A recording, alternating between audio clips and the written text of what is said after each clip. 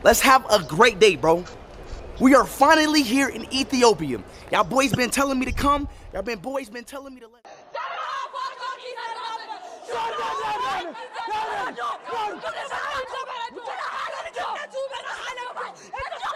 We are here. ታዋቂው አሜሪካ ዩቲዩበር እና ስትሪመር ዳረን ዋትኪንስ ጁኒየር ወይም ደግሞ አይሾ ስፒድ ወደ ኢትዮጵያ መጣው። ስፒድ ዳዝ አፍሪካ በተሰኘው ትልቅ የአፍሪካ ጉዞ አካል ነው። ይህ ጉዞ ለምን እንደተደረገ ዋና ምክንያቶች የሚከተሉት ናቸው።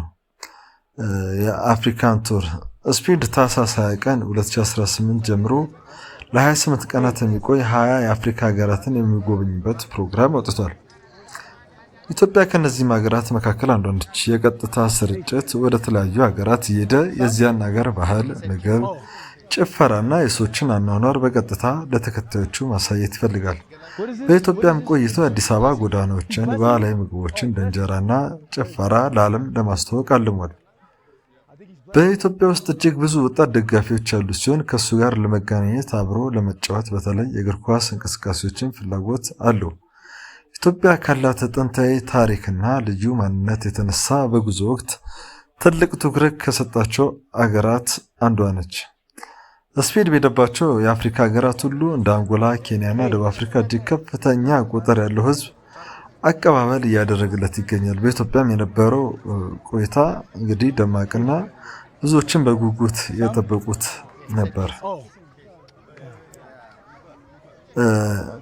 ነገር ግን ስፒድ አብዛኛው ጊዜ በጣም ተጫዋችና ጩኸት የሚወድ ቢሆንም በቅድስት ሥላሴ ቤተክርስቲያን ውስጥ በተወሰነ መልኩ ስርዓቱን ለመጠበቅና አክብሮቱን ለማሳየት ቢሞክርም ሆኖም ግን አልፎ አልፎ በሚያሳያቸው አስቂኝ እንቅስቃሴዎቹ ህዝቡን ግማሹን ሲያዝናና ግማሹ ደግሞ በሀዘን እንዲዋጥ ሲያደርገው ቆይቷል። ይህ ጉብኝት በኢትዮጵያን ዘንድ በሁለት መንገድ ታይቷል። አንዳንዶቹ ባህላችንን ለዓለም ስላስተዋወቀ ሲያደንቁት፣ ሌሎች ደግሞ መንፈሳዊ ቦታ ላይ እንዲህ አይነት እንቅስቃሴ መደረግ የለበትም በሚል ቅሬታቸውን ገልጿል።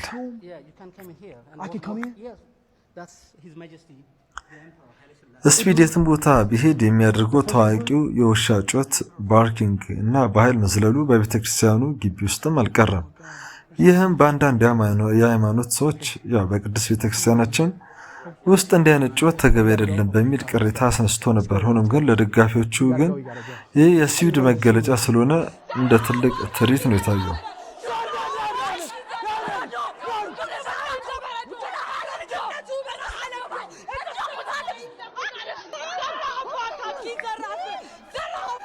እኔ በእውነቱ ልጁ ምንም ጥፋት የለበት ብዬ ነው የማስበው። ምክንያቱም የቅድስት ቤተክርስቲያን ሰዎች ነው ጥፋቱ ብዬ የማስበው።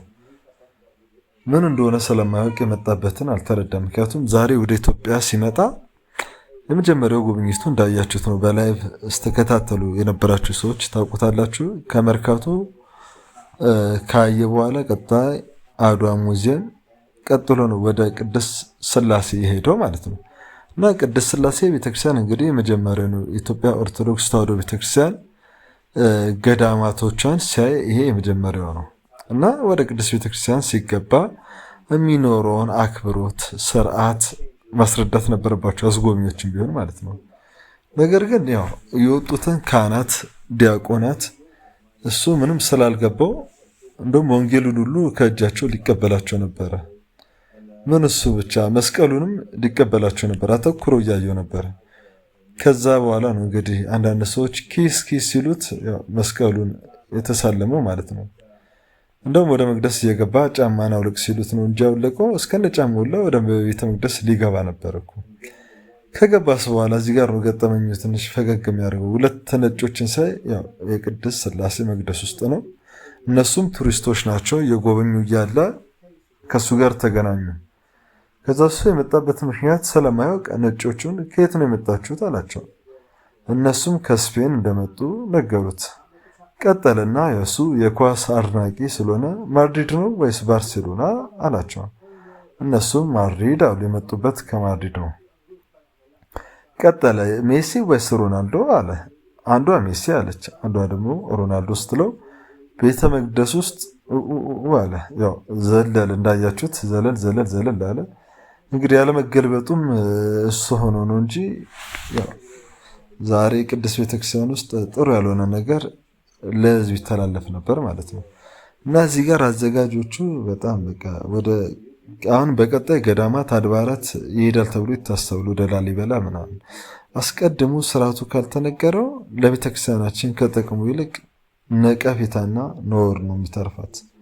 ስለዚህ በዚህ አጋጣሚ አዘጋጆቹ እንድታደርጉ ትመከራላችሁ። የተሻለ አስተርጓሚ መድባችሁ ስለ ስርዓተ ቤተክርስቲያን የሚያክሰው መድባችሁ ትንቀሳቀሱ።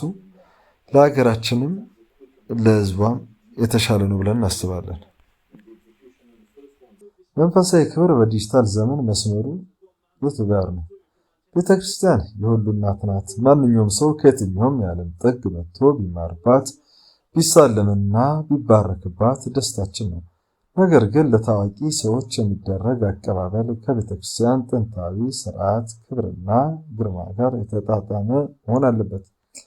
ዛሬ የታዋቂው ዩቲዩበር ጉብኝት ወቅት የታየው የተዝረከረከ አቀባበል የሚያሳዝን ነው። ካህናት የክርስቶስ እንደራሴዎች እንጂ የይዘት ፈጣሪዎች ኮንቴንት ክሪተርስ ማጀቢያ ወይም የትርኢት አካል አይደሉም። የካህናት ልብሰ ተክህኖ መስቀልና ወንጌል ዘወርቅ የሚሉት ለብፁዓን አባቶች አቀባበልና ለመንፈሳዊ አገልግሎት ነው። እነዚህ ንዋያተ ቅድሳት ለላይቭ ቀረጻ ማድመቂያ ከመቅደስ መውጣት የቅድስት ቤተክርስቲያናችንን ክብር ዝቅ ያደርጋል። ቤተክርስቲያን የማንነት መገለጫ ብቻ ሳትሆን ቅድስት ናት። አቀባበሉ መንፈሳዊ ይዘቱን ስቶ ለቪው ተብሎ የተቀነባበረ ትዕይንት መምሰሉ በእጅጉ ያሳዝናል። ታዋቂነትና መንፈሳዊነት ሊደባለቁ አይገባውም። ወደ ቤተክርስቲያን የሚመጣ ማንኛውም ሰው የቤተክርስቲያንን ስርዓት አክብሮና ተገዝቶ መግባት ሲገባው ለሰውየው ታዋቂነት ሲባል ስርዓቷን ማላላት ተገቢ አይደለም። የቤተክርስቲያን ክብርና ግርማ ለትውልድ የሚሻገረው ስርዓቷ ተጠብቆ ሲኖር ብቻ ነው። እንግዲህ ካስታወሳችሁ በ2000 ሚሊኒየም ቢዮንሴ የተባለች ወደ ኢትዮጵያ መታ እሷም በቅድስት ሥላሴ እንደዚህ አይነት እንደውም ለእሷ ደግሞ ሰፋ ያለ መርሃ ግብር ተደርጎ ነበረ። ለማስታወስ ያህል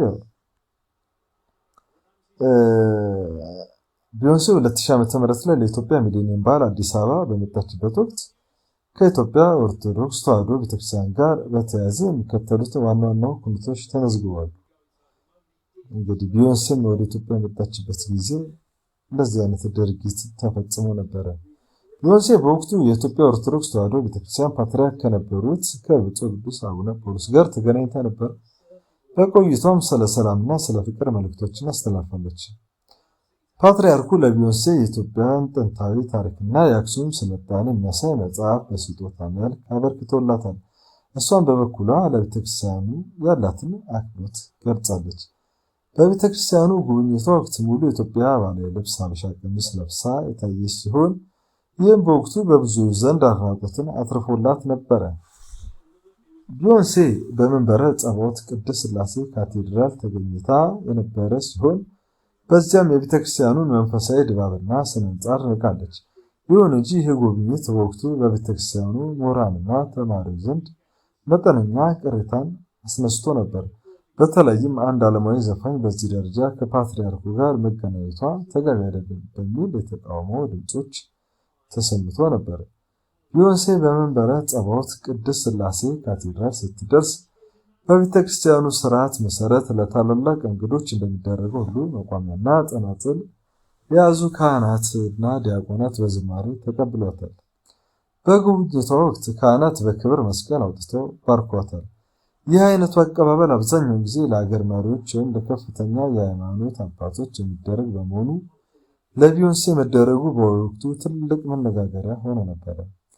በካቴድራል ውስጥ በነበሩት ቆይታ የቤተክርስቲያኑ መዘምራን የያሬዳዊ ዜማዎችን አቅርቦላታል። እሷም በእውነቱ እጅግ መመሰጧን በጣም የሚያምርና መንፈሳዊ ድባብ ያለው ነው ማለቷ ይታወቃል። ይህ አቀባበል ግን በወቅቱ ቀላል ያልሆነ ተቃውሞ አስነስቶ ነበር። ብዙ የሃይማኖት አባቶችና ምዕመናን ለዓለማዊ ዘፋኝ እንዴት መስቀል ይወጣላታል? እንዴትስ በካህናት ዝማሬ ትቀበላለች? በሚል የቤተክርስቲያኗን መሪዎች በተለይም ብፁዕ ቅዱስ አቡነ ጳውሎስን ክፉኛ ተችቶ ነበር። እናም ቤተክርስቲያናችን የጋራ ሀብታችን ስለሆነች መጠየቅ አለብን። አገረ ስብከቱ እንዲህ አይነት ነገር ሲደረግ እርምጃ መውሰድ ይኖርበታል። የልጁ ወደ ኢትዮጵያ መምጣት እንግዲህ ለሀገራችን በጎ ተጽዕኖ ሲኖረው ለቤተክርስቲያናችን ግን እድሉን በበጎ ከመጠቀም ይልቅ ቤተክርስቲያናችን በተለያዩ አካላት ክብሯን ትተው ውድቀቷን ለሚመኙ ሰዎች ሰርግና ምላሽ መሆኑ ያሳዝናል። እንግዲህ ቅድስት ቤተክርስቲያናችን ባላት ሕግና ደንብ መሰረት እንደዚህ አይነት ነገሮችን ሳይቃጠል በቅጠል ተብሎ ሕግና ስርዓት ሊበጅለት ይገባል እንላለን። ሰላም እግዚአብሔር ሁላችን ጋር።